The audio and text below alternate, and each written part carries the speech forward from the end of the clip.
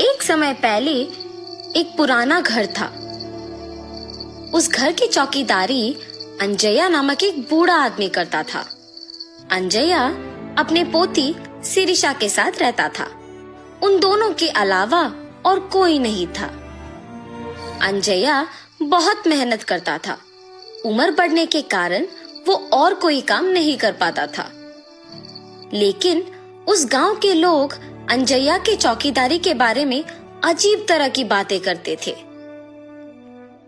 अरे अंजया, घर पे बैठो ना, कम से कम 4 लोगों के बीच में तो रहोगे। उस पुराने बंगलो के लिए क्या ही काम करोगे? भूत वूत घुस गया तो? अरे हम कहाँ भाग सकेंगे बाबू।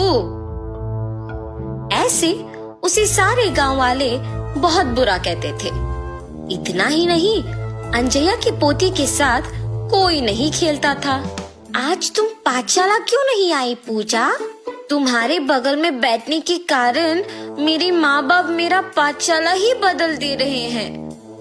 हाँ, कम से कम साथ में खेलेंगे ना। बाप रे, माँ मार ही डालेगी मुझे।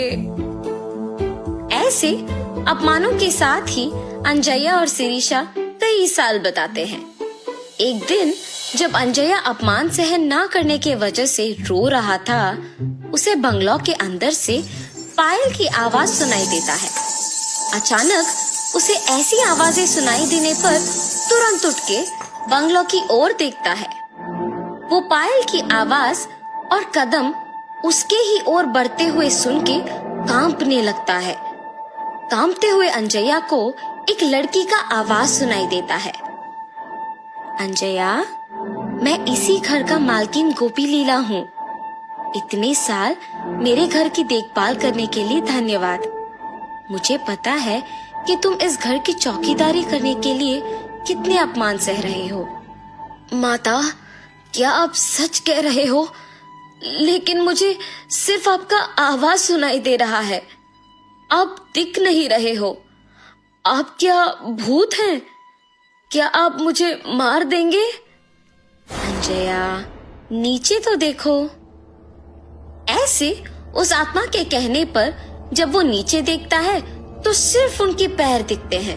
वो पैर दिखने में बहुत ही सुंदर थे और पायल से सजे हुए थे, मगर सिर्फ उनके पैर दिखने के कारण अंजया दंग रह जाता है। डरो मत, मैं तुम्हें कुछ नहीं करूंगी।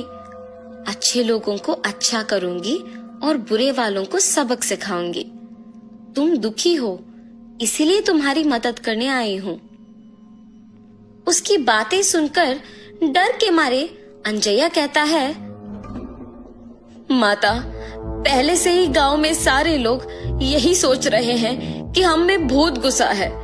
लगता है कि आप वो बात सच करने वाली है। हमें आपकी सहायता की कोई जरूरत नहीं है। कृपया मुझे छोड़ दीजिए। ये कह के रोता है। जब वो आत्मा कहती है, ठीक है, मैं अपने पायल यहीं पे छोड़ रही हूँ। ये अपने पोती को बांधो, सब अच्छा ही होगा। मेरे घर के लिए तुमने आज तक इतना काम किया है, उसके लिए बस ये छोटा सा तोहफा समझो। ये पायल बांध के जो भी मांगोगे वो पूरा हो जाएगा। भूलना मत। अपने पोती के साथ अब से खुश रहोगे। अब से यहाँ आके काम करने की जरूरत नहीं पड़ेगी तुम्हें। ऐसे उन पायल को वहां छोड़ के गायब हो जाती है।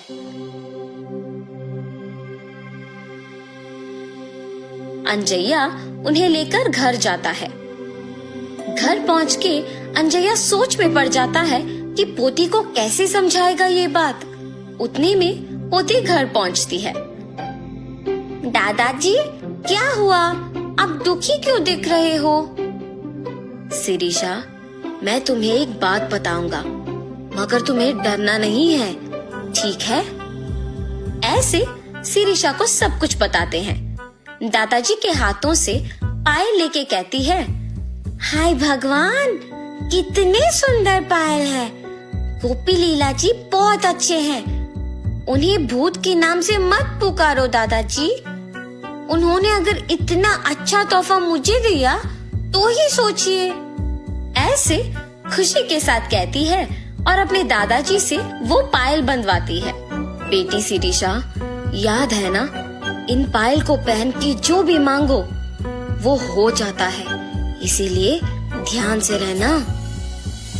सब कुछ पता होने के बावजूद शिरीषा बिना कोई डर के साहस के साथ उन पायल को बांध के पूरा घर चलती रहती है।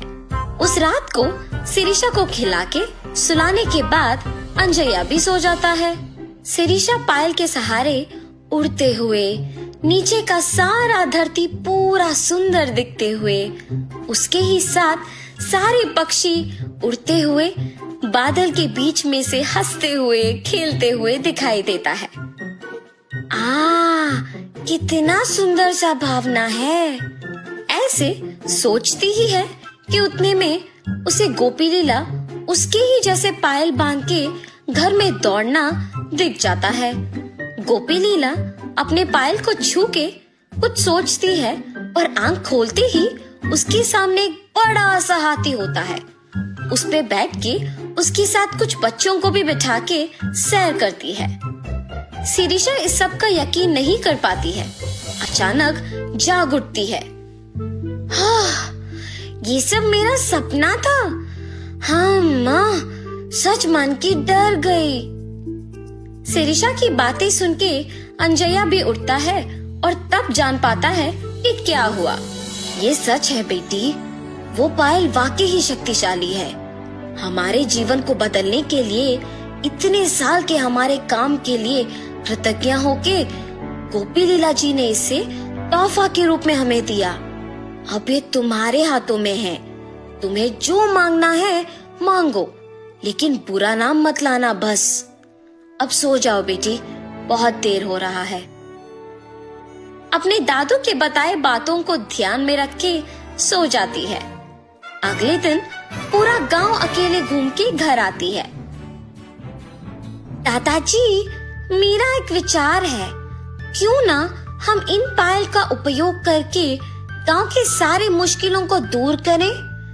तब हमारा गांव भी विकास पाएगा और उसी के साथ हमारा नाम भी। तब हम चारों में इज्जत से जी पाएंगे। ऐसे एक विचार के साथ शिरीषा उन पायल का उपयोग करना शुरू करती है। जैसे जैसे साल बीते वैसे वैसे वो उस गांव को एक शहर बना पाती है।